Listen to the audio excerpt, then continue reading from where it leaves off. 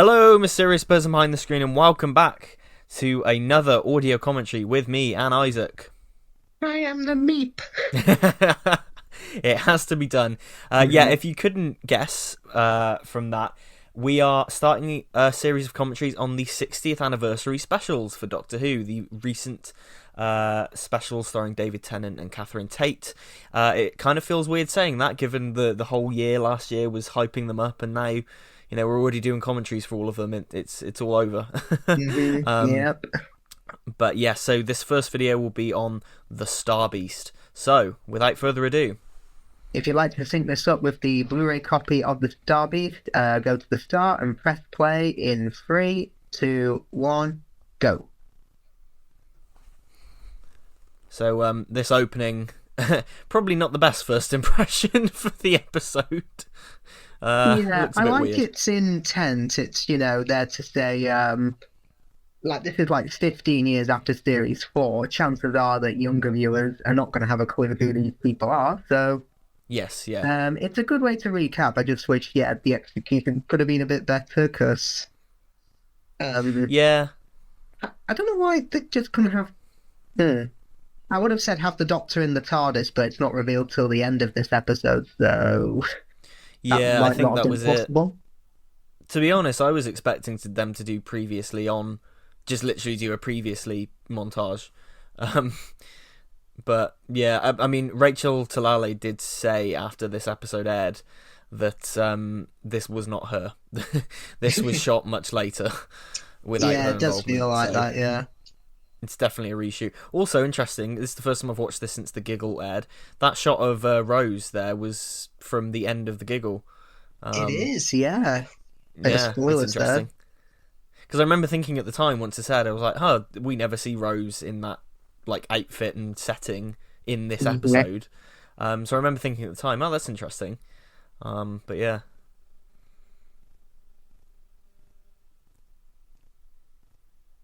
what do you think of these titles? Really good. Yeah. It's nice they brought like the Vortex back, because with the Yeah, Whittaker era titles, which I did really like, I saw them as like kind of an updated version of the first John Pertwee title. And yeah, I agree.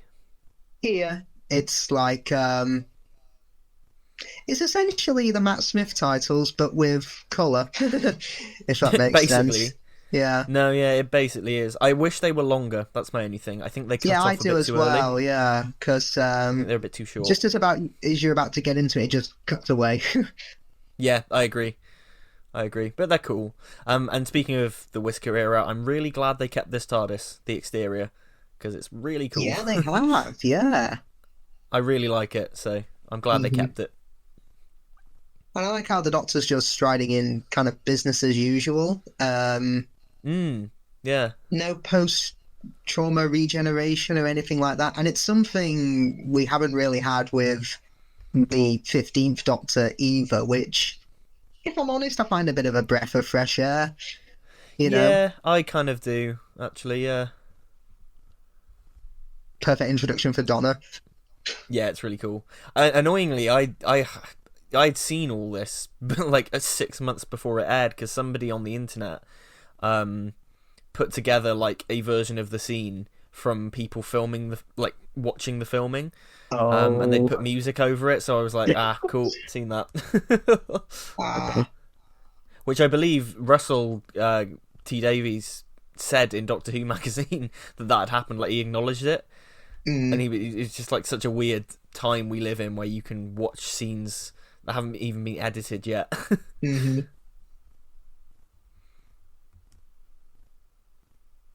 I really like the music as well when the Doctor was kind of striding through town. It's very hmm it reminds me a lot of like Donna's theme and stuff like that. Yeah, I'll say this about RTD as a writer. He's very good at writing first episodes that are simple but engaging enough for you to watch. Like Yeah, I this agree. story Yeah. and Church on Ruby Road as well. Very simple, but you do want to keep watching. Yeah, well, this is the thing, because this and Church on Ruby Road got quite a bit of stick when they aired. And Mhm. I saw a lot of people saying that they were too light, too fluffy, a bit too silly. But to be honest, they're both introductory episodes. They're both first episodes. I Yeah, wasn't really expecting anything more from them. exactly. Yeah. They did their job. Given like Partners in Crime and Smith and Jones, they're very much like that style of episode, which Hmm. RTD usually does when he does openers. This is a very Russell opener. It fits right alongside the likes Hmm. of those episodes. So Definitely. yeah, Yeah. it's cool. It's just fun. It's just simple fun. I think this is the most fun of the three. Certainly. Yeah. I like how the psychic paper has to be updated. Yeah, Like it's really cool. I catching love up. that little nod. I Hmm. really like it. I also like the fact they brought back Sean, because they didn't have to Yeah. do that. He's such a small character at the Yeah. end of True. time. Hmm. It doesn't really feel like anything's missed a beat really either. Like it feels like time has just stopped in terms of just the way they speak, and it feels like we're right back in 2010 when the end of time finished airing. Yeah. True.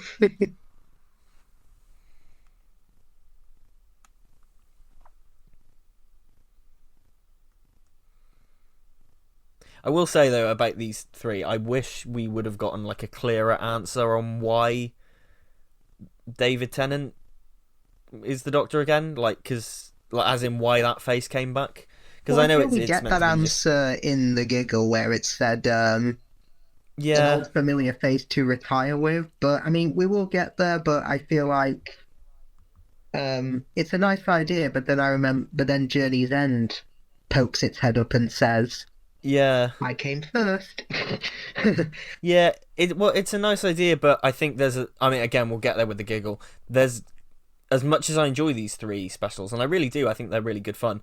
I think there are conceptually with them. There's quite a bit of stuff that just needs explaining that hasn't really got an explanation. Mostly in part three, mostly with the bi-generation stuff. Yeah, But we'll and get as there. much as I like these specials, this is probably going to be a very controversial statement. I personally feel The Power of the Doctor was a better anniversary special. I think it's In terms more of of a celebrating traditional. the Yeah, show, I would say yeah, Power of the Doctor. That's not to say I don't like these specials. It's just I think Power of the Doctor felt more like an anniversary special. I mean, I even said at the time when it aired, I said, "Yeah, if this was the 60th anniversary, I'd be pretty happy with it." And yeah, yeah. I mean, to be honest, I think that's why they are the way they are. Mhm. Because I think the reason, because I think it's no secret now that Power of the Doctor was sort of written as a finale to the show because they didn't know if they were going to come back. Yeah, true. And It's a similar way Stephen Moffat wrote The Doctor Falls. He wrote that as a yes, finale. yeah, absolutely. And I think because of that, obviously it was it was stuffed full of the fan service and all the Mhm. references and all the doctors were in it. And I think because of that, um, that's why these are more self-contained because we kind of had all that with Power of the Doctor, and I like Power Yeah. of the Doctor a lot. It's great fun. It's really good fun, and I'm glad we Mhm. got that. But I think that's why these are the way they are. Because I think if you were to watch them in a marathon, it would just be a lot of like fan servicey stuff all at Mhm. once, kind of thing. Plus, I a lot of people said that they didn't celebrate the 60th. For me, the 60th was more than just these three. For me, it Mhm. was about like Tales of the TARDIS Yeah, and the true. fact, to be honest, the fact that everything went on iPlayer alone was Mm. Yeah, that that's was like. massive. Yeah, I just it was wish all huge. the stuff on iPlayer was on earlier this year because of my Yeah, marathon, I had to, and I was away from my collection, I had to pay for ITVX. I'm like, if you had it on like in March time when I was starting, I would have saved a bit of money there, Russell. yeah. It is true, and to be because when I watch Doctor Who, I go to my Blu-rays. Oh yeah, yeah, That's definitely. yeah, that's what I want. But the fact that everything's in one place is so cool, and sometimes I'll just browse through there and watch a bit of this story or that story, Hmm. and if more than just the stories themselves, it's all the extra stuff that they added, like all of Confidential, which I And I've wanted totally for Doctor Who. years. Like, I have not seen that since Yes, transmission. totally Doctor Who. All of that stuff was, I think, the biggest treat of that iPlayer I thing, mean, I've more than the noticed episodes themselves. they've edited some stuff out of Sarah Jane Adventures. Yeah, and there's a channel called the Whoniversals that broke that down when that went No, on okay. iPlayer. Apparently, it's a mistake. They've used the US versions by mistake, Oh, all right. um, Oh, I thought, which were like, yeah, yeah, because there was some stuff that, looking back, is extremely questionable. Like, for example, in Invasion of the Bane, when Kelsey gets dropped off at Bannerman Road by one of the factory workers. Like, in the original, she said, I'm not due at home till about 6. We could go for a burger. And he just said, see you yeah, out. And I'm like, he's 14? yeah. It's Like, really come weird. on. Yeah, all that stuff. Well, Invasion of the Bane is definitely the international version, which had like stuff cut out of it that was deemed like too British, Oh, so it was okay. designed to be sold to like the American market. The only one that had edits for iPlayer was Curse of Clyde Langer, which Mhm. there was quite a big controversy about that because it wasn't on there at first. It took like a month to appear, and it's because they cut some stuff out about the totem pole. Oh, Um, okay. like some of the stuff was sort of deemed a bit culturally insensitive, Mhm. so they cut some of that stuff out, which is fair I enough. don't know for It's Totally Doctor Who, they've cut out the question for the viewers at every episode. Because yeah, it's probably for that the best. competition That closed now. yeah, it makes sense. Mhm. It's just cool that everything's on there, and the proms as well. Seeing that again, although they're on Blu-ray, sometimes it's just like I want to watch the proms. I don't want to have to go through my collection and go right. What disc on which series is this prom on? Mhm. Yeah, so it's cool that they're on there. Mhm. I think Jacqueline King might be the MVP of this episode. She's so good in it. She feels like the straight person to all of this madness, like saying, no, a Yeah, spaceship and trying to change the subject, like, oh, did I tell you, I saw Phoebe the other day, and things it's like really that. good. Yeah. I also really, and speaking, as somebody who isn't trans, I feel like all the trans stuff in this is handled really well, especially that bit where Sylvia gets it wrong and she's like, oh, I'm trying. I Yeah. just get it wrong sometimes. I thought that was brilliantly written, that because that feels very realistic to somebody of her age dealing Definitely, yeah. with that. I think it's really well done. Yeah. Um, Yeah, but it's I know, yeah. Jackie, snowflake,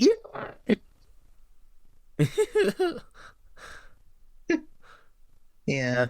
Oh yeah, Honestly, I'm kind of happy that the anti-woke crowd, I think they know they're on borrowed time, so they'll just clutch at any straws they can. Like, for Oh yeah, example, some of this them was the like big, yeah, they're wasn't just this insane. the biggest drama launch of 2023? One of them, I think One it may have been the second, or yeah, I think it second, was actually the biggest. Yeah, yeah, and they're still painting this as a ratings disaster, and that yeah. apparently a 0.25 drop between the Star Beast and Wild Blue Yonder is a disaster. It's What? so stupid. And I, like you say, I think they know. I think they know that they're talking bollocks because Yeah, but it they're makes just them money, clutching at so they keep straws. going. Oh yeah, exactly. These are people saying, "Oh, nobody's watching. You've killed the show," I mean, you clearly are, because you're and moaning then about it online.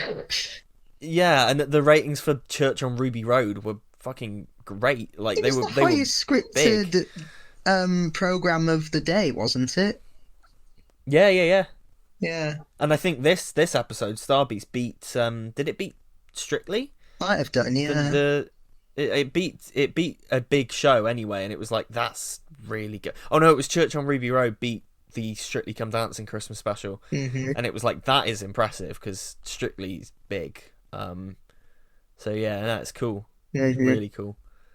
Also, a bit of that Disney money going on these holographic yeah. sonic screwdriver effects, which I really like that Sonic. I think it's really cool. Yeah, I'm not a fan of 15s because it just looks like a disc. It's different. Mm, I quite like it, but I can't really with Sonic Screwdrivers. I can never really decide what I think until the toy comes out. yeah. Because it was like that with 14s. I was like, oh, I don't know about that, and then I got the toy, and I was like, actually, I really like this. This is really cool. So, yeah, when they bring out the 15th Doctor Sonic as a toy, that's when I feel like I can judge it properly. Mhm.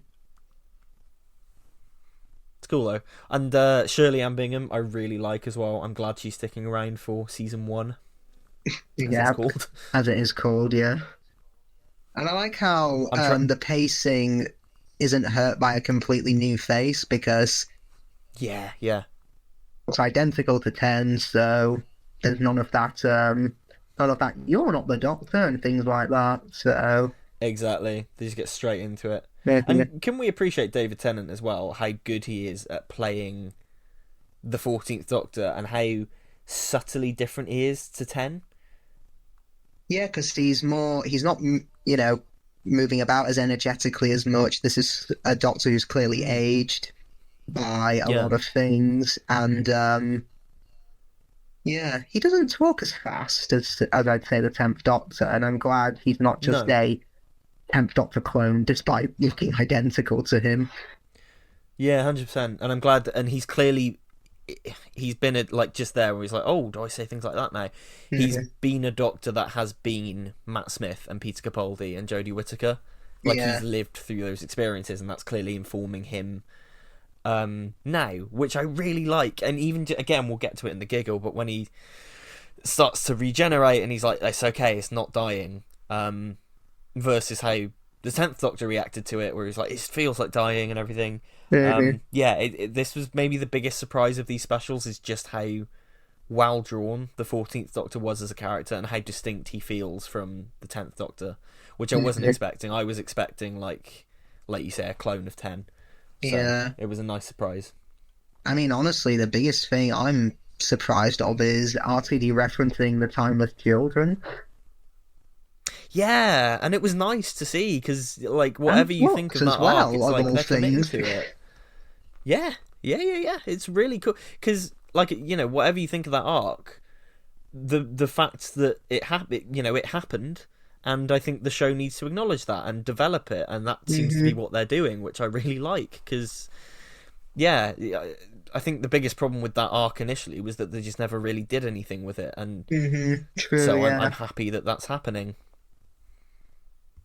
I mean, something. Well, it's been brought up again on Church and Ruby Road about how the Doctor was technically adopted. Yeah. Yeah, and I like that. I like that parallel between 15 and Ruby. Oh, what if They Ruby have that Sunday? connection. What if Ruby Sunday is a timeless child Doctor? Yeah, I've seen that theory floated about. It would be pretty mad.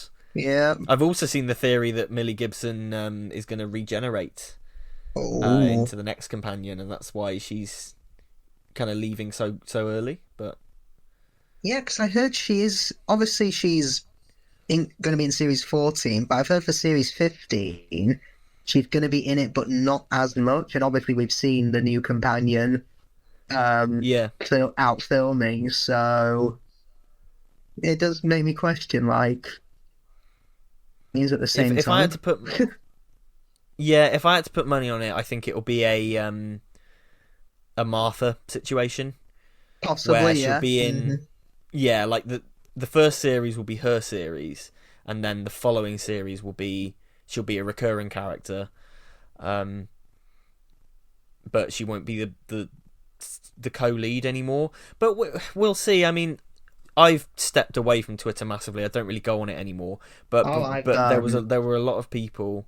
Yeah, you've gone, haven't you? oh yeah, I've deleted it. It's just It's I awful there deleted now. the app initially, and I only just like logged on occasionally, and felt like the 13th Doctor in Revolution of the Daleks. Nothing's changed. yeah, I just that's sort thought, of where nah, I'm at. getting rid of it. I'm at that stage of like going on there occasionally. I said I was going to delete it, but I kept it. I go on it occasionally, but I just don't post anymore.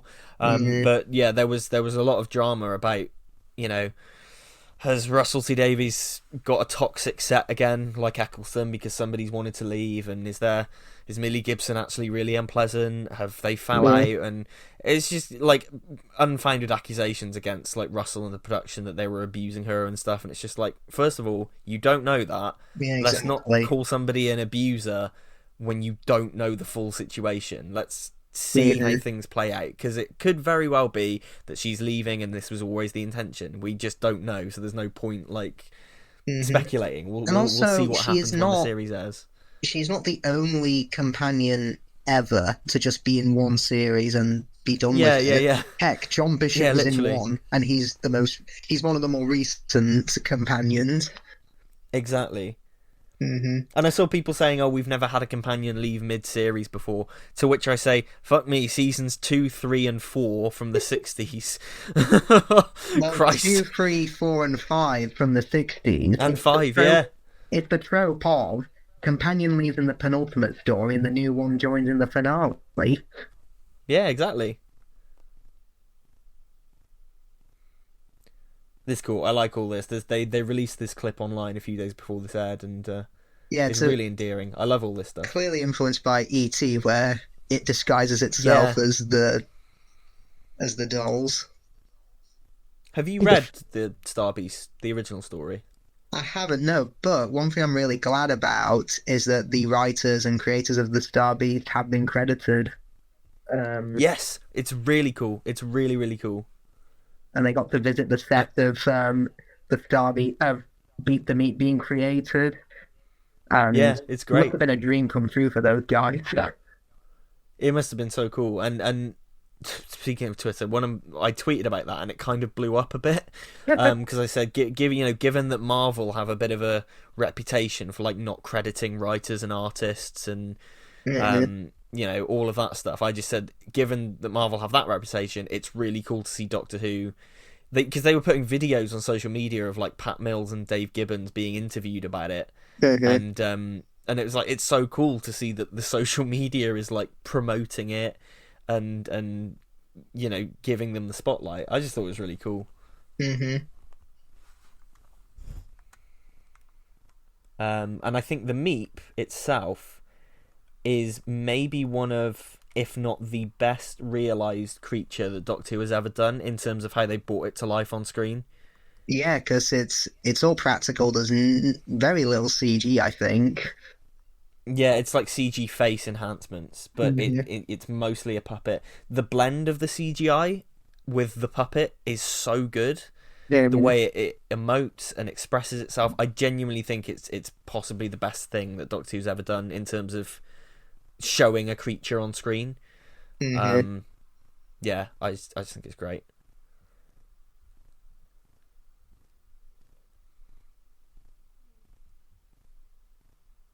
And also the fact that the Doctor Who social media page put out a recipe for tuna madras after this aired. I mean, we need a Doctor Who cookbook volume 2, I think. Yeah, do it. Have you been watching Doctor Who Unleashed, by the way?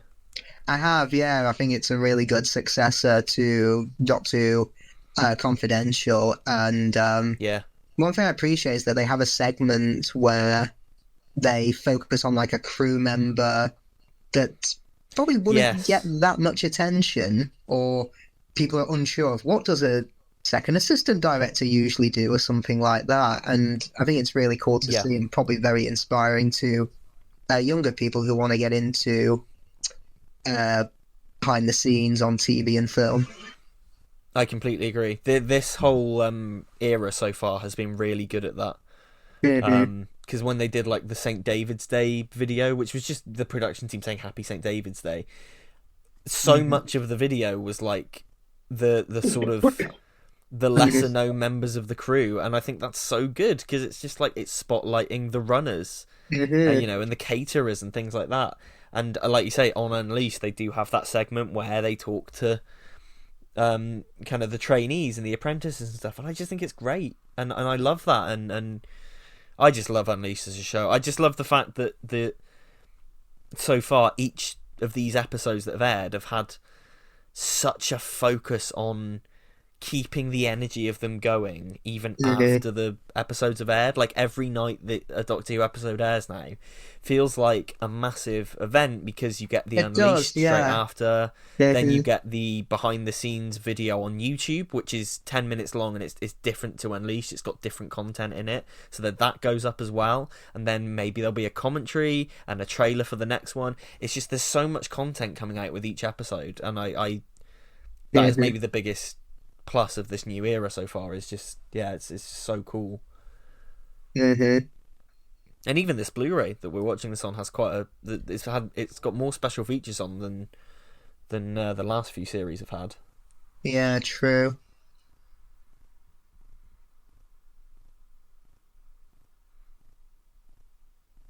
I also really want a meat plush. Yeah, I think we all do. And getting Miriam Margolyes to voice the Meek, perfect Oh, it's casting. genius. Yeah. It's genius casting. He's so funny as the meat. Hmm.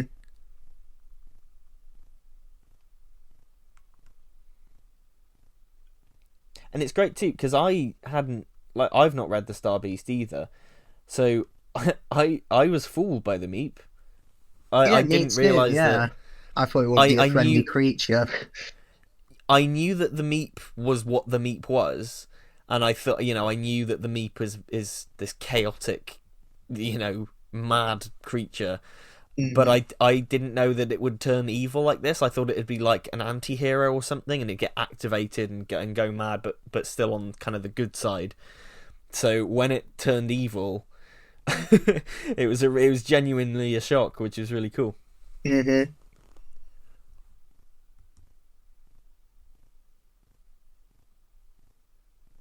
You know, we've had a debate of what do we call Shooty's first season, season one or series 15. And I know on iPlayer it's like separate from say classic and the revival. And to be Yeah, fair, I do think it's just like A, marketability, and B, just yeah, I'd say marketability because he is the current Doctor. So I think if you like put his episode, which would be at the very, very bottom if you're adding him on to 9, 10, 11, 12, 13. I think yeah. like giving him his own section, and people can easily find it as well. Accessibility. I think it's mostly for Disney Plus, to be honest with you, Yeah, because true. Yeah. they've said that, like, the for the moment anyway, the rest of the series isn't going on Disney Plus. It's just this new era, Oh, okay. and that's probably why they've done it. Is just so that on Disney Plus it can be called season one, and that's it. And I've got no problem with it. People were really freaking out about it, and it's not, it's done it before. And I think we all forget how old the revived series is now. Like, it's 20 years old next year. Oh God. Um, yeah, and we're getting to that point where the younger generation now might not want to watch something that's that old, and Yeah, that's true. Hmm. that's just kind of where we're at. And I know a lot of people say that's bollocks, and but that's, that's where we're at. And so, new viewers looking at Doctor Who and going, oh, I need to start from series 15, might Yeah, be off-putting. So exactly. Yeah. I'm fine with it. I'm just trying to call it season one as much as possible, so I can just get used to it on my head. Hmm. The worst thing about it is going to be the Blu-ray shelves. Yep. But that's going to affect, like, the niche Doctor Who fans who care about that shit. Yeah, I So, remember when the logo for the 60th was announced. I love how it was Russell, of all people, who said, the logo won't change for the collection box sets. I know, yeah, because he knows what us fans are like. Yep. Especially with those, I think it's less egregious with, like, the steel books, because that just changes as the range goes on. But because the collection sets are released out of order, Hmm. Christ, if that logo changed on the spine, you would have the most messy looking, display by the end of it. Yeah. I know for Tales of the TARDIS, it's funny to me how Tom was left out. To be honest, I Yeah. think he's just too old now. I wouldn't. Yeah, I wouldn't put I it. think what yeah. I mean, my idea would have been maybe have Louise Jameson as Leela reunite with K9 in the TARDIS, and they watch Yeah, The Sunmakers, because that's a that'd be story where really they're good. prominently together, and it's a well-regarded one. Yeah, it's yeah. To be honest, when I saw that Tom wasn't in Power of the Doctor, I sort of thought, yeah, we're probably not going to see him on TV again. I just think he's too old now, bless him. But Mhm. he's yeah. Tales of the TARDIS was really fun though. It was, yeah. My favourite was It was great. when, for the Earthshock one, where the Fifth Doctor and Tegan hugged, and then they kind of looked at each other and like, we never did that, did we? Yeah, it Yeah, was really fun. It was cool. yeah, because I remember watching Arc of Infinity recently, and the final shot of Tegan, saying to the Doctor, "Looks like you're stuck with me." And he's like, "Yes, so it seems." He genuinely looks like he's gonna chuck her in the canal. Yeah.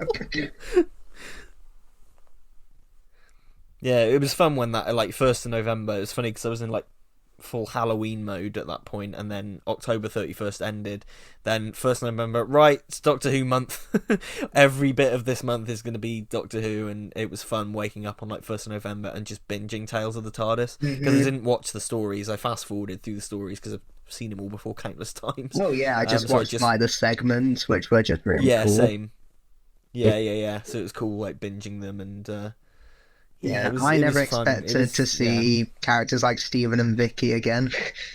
Yeah, exactly. And I know RTD considered putting Stephen in the giggle. Yeah, disguised as a cow.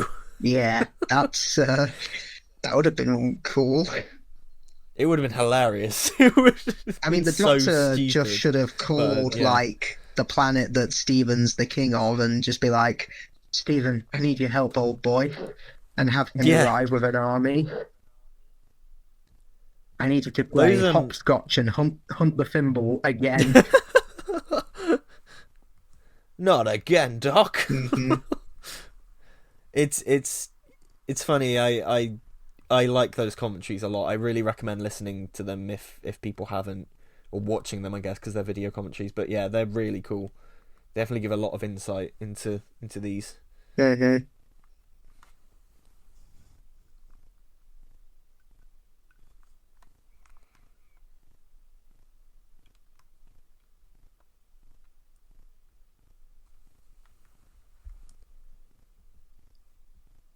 I also like the Stones of Blood reference with the wig. Yeah, definitely. First viewing, I was like, "Hey, Stones of Blood." Mhm.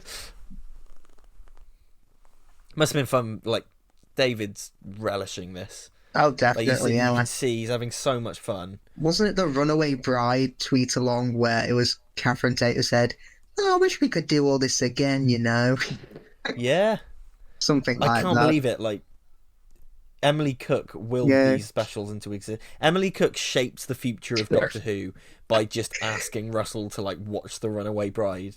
It's Oh, yeah. fucking mental. It is. Like That's she's so just changed the mental. future of the entire show. Mhm. It's so mad. It's so cool though. Because, like, say what you will about Russell T Davies, he gets a lot of stick now because he's the current showrunner again. Oh, And yeah. anybody who's the showrunner will get a lot of stick when they're running the show. It's just how it works. Mm. But since he's taken over, and obviously it's no slight against Chris Chibnall in any way, there definitely you can just feel the sort of excitement coming from the show and everything that it's putting out. Like, Yeah. it feels like a kid hopped up on sweets, the show now. Definitely, yeah. I feel that. And Mhm. it's definitely Russell's influence. Well, one thing I've noticed from that dark side of the internet, under the Chibnall era, it was called, non-white people existing. I mean, what a shocking Oh, crime. yeah. It was called The Agenda. Now it's called Yep. The Message. The message, exactly. And I say, It's- okay, can you define what the message is? And they'll just reply with, current Doctor Who, the BBC. Yeah. You can't define it. Well, a lot of that group, it's it's same shit, different, same software, different case. Yep. Because it's the same thing, in the 70s and the 80s, it was politically correct. Now it's woke, Mhm. you know. in it's less. Homophobia is still a hot button issue, obviously, but it was the biggest thing ever. Homophobia, got to keep the gays away from the kids. Now it's transphobia. Got to keep trans Oh people yeah, away they've from our called kids. RTD a groomer because of him Yeah, saying exactly. like Rose's important representation to younger people who may eventually come out as trans. Yeah. That's very reasonable to assume and it's not grooming at all. No, not at all. It's that's what I mean though. It's just the same. They've got the same problems and the exact same problems with anything. They just have different words for it, and it's pathetic in all honesty. And I wish that they'd all be honest with themselves and just go, actually, yeah, we're bigots. Yeah. Instead of trying to hide behind this thing of like, oh, but think of the children. It's like fucking Helen Lovejoy, like. Or it's like that scene of Jay Sherman on The Simpsons. It's woke. Yeah. It's woke. It's woke. Yes, Exactly. Mr. Bolstreck, everything is woke. Exactly. It's such bollocks. Especially like, yeah, I don't know. There's one Wild Blue Yonder, Ed, that really got me though. It was just like, yeah, nothing. The slightest thing is too much for these people. When It that was also line in when Wild Blue Church on Ruby Yonder, Road aired, one of Ruby Sunday's friends is trans, and I think they literally have, what, one or two lines? Something like that.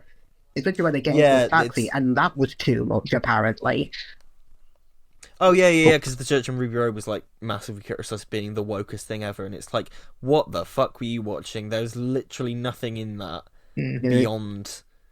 beyond a trans character who has about two lines, like you say. Like the slightest thing is too much. Wild Blue Yonder, the line where the Doctor says that Isaac Newton was hot, which again is about a second in an hour-long episode. I mean, And it's woke propaganda. It's bollocks. It's just bollocks that anything is too much for him. Any little thing is too much for him because it was also being done in the RT. yeah, I mean, I'm just saying, RTD was so woke in 2005.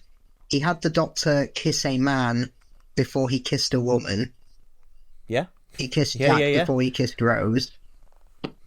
His second story for Doctor Who features a trans character as the villain. And okay, Cassandra is not very good trans representation, and I know a lot of people have problems with her, but it was 20 years ago, and I think, to be honest, things have changed and we've all learned a lot since then. But the fact that they make a point of her being trans is kind of mad for a big show in 2005. So yeah, we've been doing this shit since day one of the revival anyway. So, but isn't it funny? Isn't it hilarious that like Russell, and I've said this before, Russell T Davies before he took over, before he came back to Doctor Who, was the golden boy.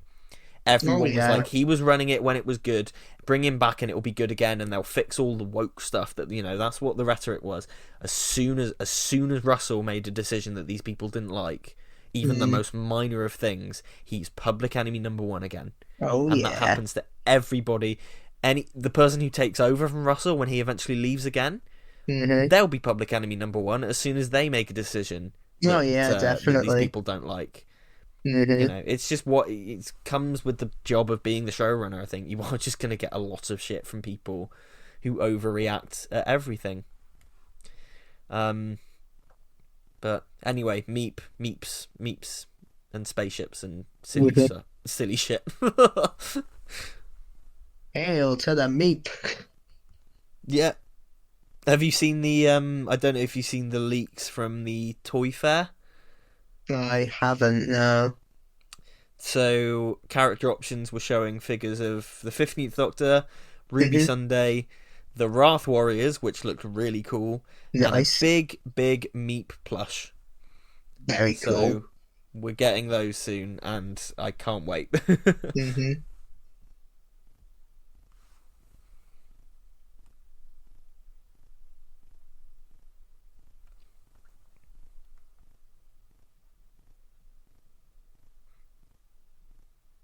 I've got to say though, as much as I've been praising this whole era so far, I'm very excited to get into weekly episode, like a series of stuff, because it has kind of felt very stop-start so far. Like we've had, you know, these three specials and then a bit of a break. Oh, it's Shooty Gat where it's a new era.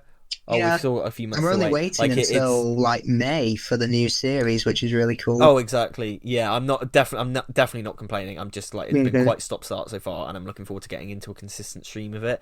But hallelujah for the return of consistent Yeah, yearly series of Doctor Who, yeah, because we've not had that since 2015. Like definitely. that's mad. The gap year in 2016 was pretty painful. Yep. Then the gap between series 10 and 11, again, that was like the excitement was great, but it was still a long way. And then I vividly remember the sinking feeling after series 11 aired, and they said, "Yep, we'll be back in 2020," and I was just Mm, like, "Fucking hell!" yeah. As much because I was really enjoying the Chibnall era at that point, but I remember just my heart sank when I read that because I was just like, "No, not again."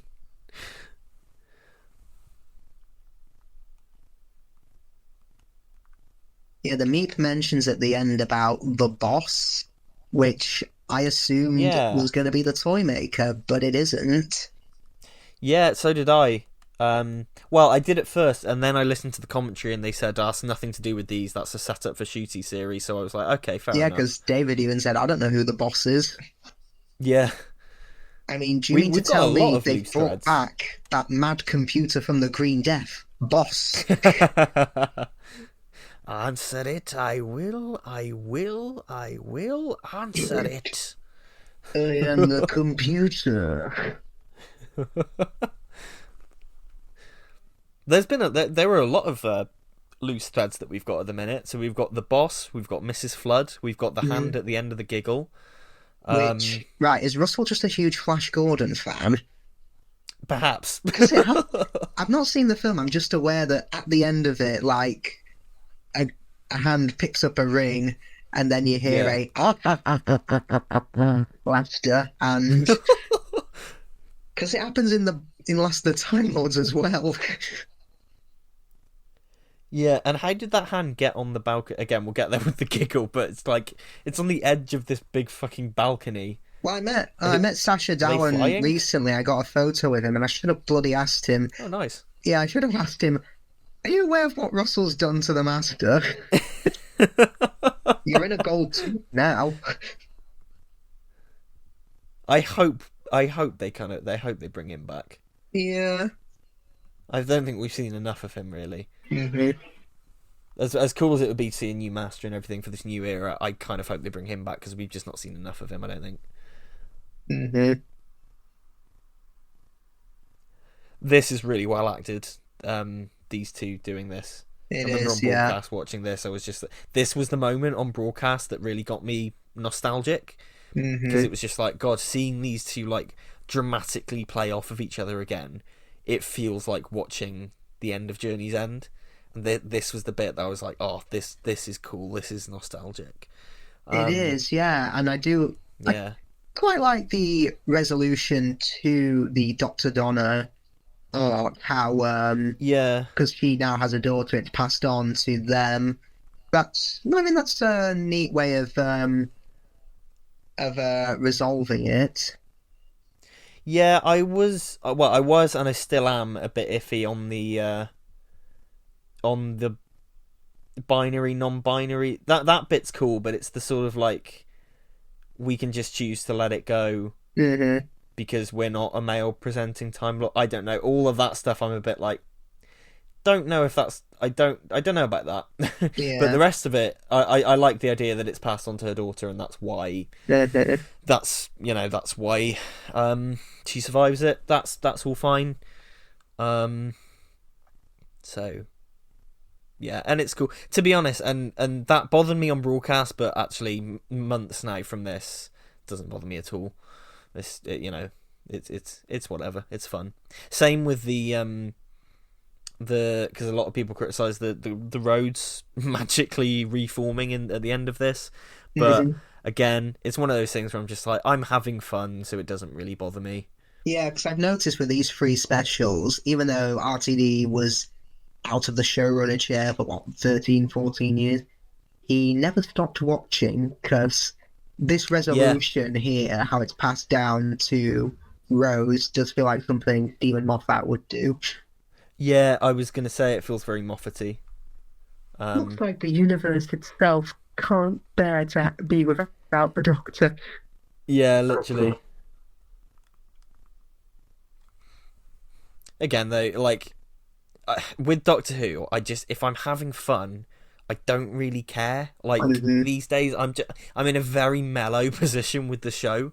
It's the same thing with like I didn't really get annoyed at any of the singing stuff in the Church and Ruby Road because I just thought this is fucking great fun and I It's don't give a Christmas shit. Day, you know. It's Christmas Christmas. Day. It's Murray Gold yeah, would it's good typically fun. write one song like every year for the series, so nothing Yeah, new. exactly. Exactly, and the same with the Bi Generation with the canon implications and stuff. I don't really care. It was fun. Doctor Who's we as Doctor Who fans, I think, need to learn to let go of canon a little bit. I'll say Um, this about Bi Generation. I do like it. It's an interesting idea. Um, I just don't think the 14th Doctor should have been given another TARDIS. yeah, I agree with that. I just Yeah, feel if you're going to have an incarnation, quote unquote, retire, maybe don't give them the TARDIS. yeah, it undercuts the message of what they're trying to say there. I think, hmm but we'll get there because there's a lot to talk about with the giggle. But yeah, it again though, months on from it doesn't really bother me. It is what Yeah, it is, and that's kind of where I'm at with Doctor Who now. Is like if I'm having fun on broadcast, great. These things won't really bother me. And then, especially a few months on from these episodes airing, I'm always like, you know what? It's fine. yeah. It's fine because it's it's not like it's not like it really matters too much. And one thing I um, appreciate here is why Donna gave all her lottery money away because part of the Doctor was still inside her. Because yeah, yeah, you know yeah, the yeah. Doctor would never have money, fame, and fortune like that. They'd naturally give it all away. Catherine Tate plays that really well as well. It's so funny when she's like, "I try to be like you." Spitting venom is so funny. hmm And this again, I mean, I knew that they hadn't killed Donna off because I knew she'd be in the other two. hmm But it really, yeah, when she dies briefly, it really got me. It was, it's emotional stuff, and it reminded me how much I love these characters and hmm seeing them together again. And yeah, it's lovely. It's really good. And to be honest, although I don't think it's the best, I think this may be my favourite of the specials because I think it is the most fun. It's the one that I'd be most inclined to put on a lazy afternoon kind of thing. hmm I've kind of flip-flopped all over on what my favorite special is because I'm thinking it Yeah, might be Wild Blue Yonder. I Oh, think Wild Blue Yonder is the best. hmm But I think this is maybe my favourite. hmm Um, but they're all good. They're all good fun.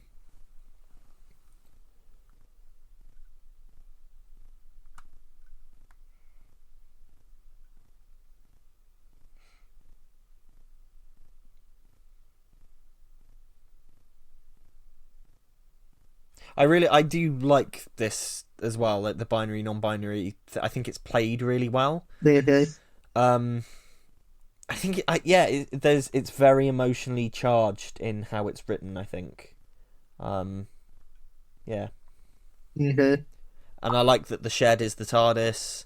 I like that all the toys are the aliens that they've met. Is yeah, it's So and of course, and I I'm didn't just going to point out, Donna never met the Cybermen.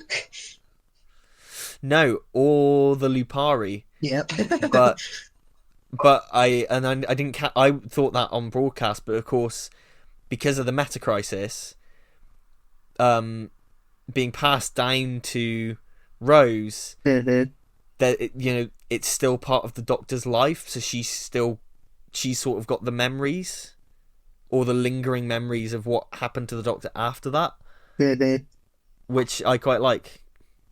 Also, I just like the fact that another Chibnall thing, the Lupari, Yeah. got a bit of a moment. hmm Yeah, because I remember people saying, like, Like, RTD is going to wreck on the timeless children. I'm so excited. Like, I know. no. Yeah. I mean, And at again, best, I just expected him just to not bring it up in the same way yeah, that same. did Chris Chibnall ever bring up the hybrid during his era? No. Yeah, exactly. So just moved on for a minute. Exactly. Doctor Who has been going on so bloody long these days, and it does need to change itself up, and it Mhm. does need to take some turns every now and then, and that's fine. Like, we can't cling on to just having no developments to the show. Yeah, exactly. And like I said, I said it earlier, my biggest problem with the Timeless Child thing is just the fact they never did anything with it. So the fact that they Yeah, seem to be doing something dramatic with it now is like, cool, do yeah. that. Because Because maybe the there's a lot of Doctors, potential. like Doctors 5, 6, and 7 that we've seen in Tales of the TARDIS, maybe they are bi-generation Doctors. I think that's Doctors the in, implication. yeah, Yeah. Doctors in alternate timelines where they just aged out. I think Russell did say, Yeah. because when Tales of the TARDIS dropped, he was like, yeah, parts of it are going to make more sense after the specials. And I think that's what he was referring to. Ah, nice. So, yeah.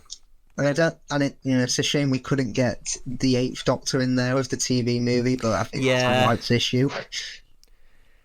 It's a rights issue, and do you think we're going to get that spin-off that's been rumoured for the longest time? Well, I know Paul has said, when asked about it in conventions, he's just said, well, it's the first I've heard of it, put it that way. But yeah, exactly. Yeah. But of course, we're getting, or supposedly we're getting the war between the land and the sea as a spin-off now. So, Okay. which is not something that I expect. I did. When they announced the Russell was coming back and he intended to do spin-offs, I did not expect the first one up to be about the bloody sea devils. I can't wait for the Crotons versus Quarks war. Yeah, Didn't we all want that's a bloody. That's a bloody possibility now. You joke, but that could happen.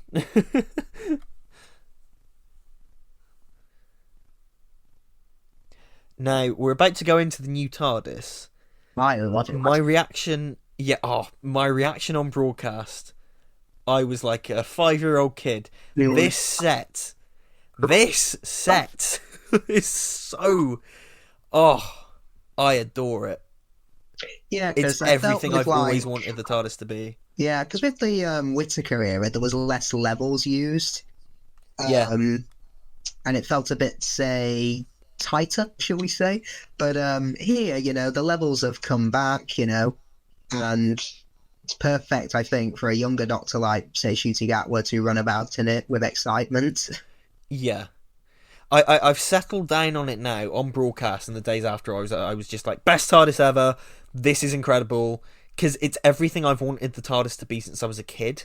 Mm-hmm. When I was young, I always wanted to see the TARDIS massive, and getting older was realizing that actually Doctor Who's on a budget and it can't really do that. Now it's got the money, it can, and seeing it this big is so exciting. I've settled down on it now. I think it's a toss-up between this and Capaldi's and the TV movie, I think, as my favourite. I love Capaldi's for the furniture that's in there. I think if this had like more bookshelves and more kind of chairs and... Yeah, I'd love to see that more. Maybe we'll get more of it in the future. Yeah, just like decorate it a bit more. Because Ncuti's got like a jukebox in his. Yeah, he does, yeah. If we had more furniture and stuff like that, this would be my favourite, hands down. But even like the massive scanner on the wall, all those doors, the fact that it's like that wide shot of the Doctor running and he's just looks tiny within the frame because the set's fucking massive. Like, it's the round things at that. Yeah, all the different colours. It's perfect. It's like watching this again. It's so good. I would love to go on that set and just spend an hour running around. Because, it saddens me that Doctor Who experience isn't around anymore. Yeah, I just want a photo in this. And it's what an achievement in terms of like the production design as well. Like, to build a set this massive Like it's quite a feat, especially like given like you look at Eccleston and Tennant's now.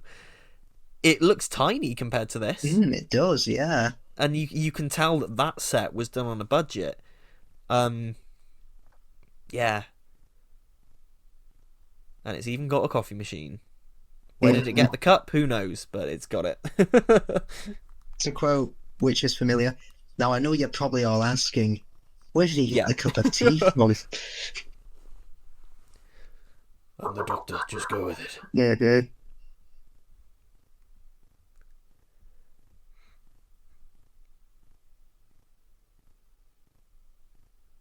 Interestingly, the Blu-ray versions of these have slightly different end credits to the broadcast versions. Oh, interesting. Because the Blu-ray versions apparently use the Disney Plus versions, which had slightly different credits. So no idea why, but yeah, there's a pointless nerdy Doctor Who fact for you.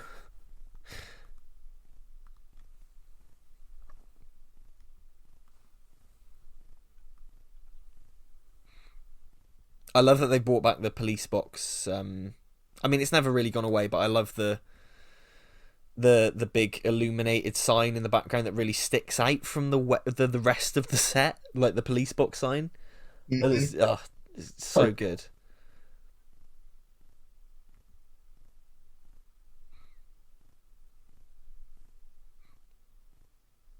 Do you think the ending's a bit abrupt though?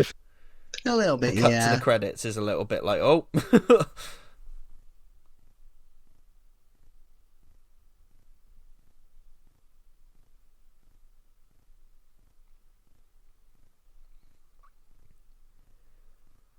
It's so funny. Like the gorgeous new set, they immediately blow it up.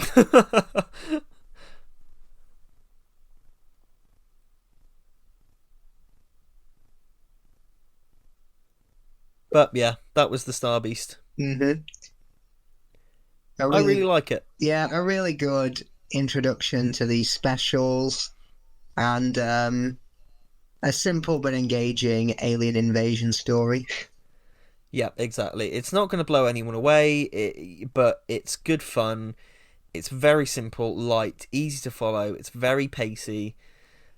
It's just good fun, and it's got a lot of character to it. So I really like it, and it's, like I said, of all these specials, it's probably the one that I would be most likely to put on to just sit back and relax to. It's definitely the most comforting of the three, I'd say. 100%, and I think it did its job in that regard, in terms of just being a nice, comforting, simple, reintroduction to the show. And yeah, I really like it a lot. But what are we doing next time, though? We will, of course, be back with the second of the three specials, Wild Blue Yonder. We will indeed, where we'll be appreciating the mavity of that episode. Look forward to many discussions about that pun next time. But already, Isaac, where can people find you in the meantime? You can find me on Instagram. I do have a YouTube channel. I am uploading some more videos after quite a long hiatus, but yeah, you can find me on YouTube, you can find me on Instagram. Excellent. Looking forward to all the stuff that you've got planned in the future. Alrighty, guys, until next time, bye-bye. Bye-bye.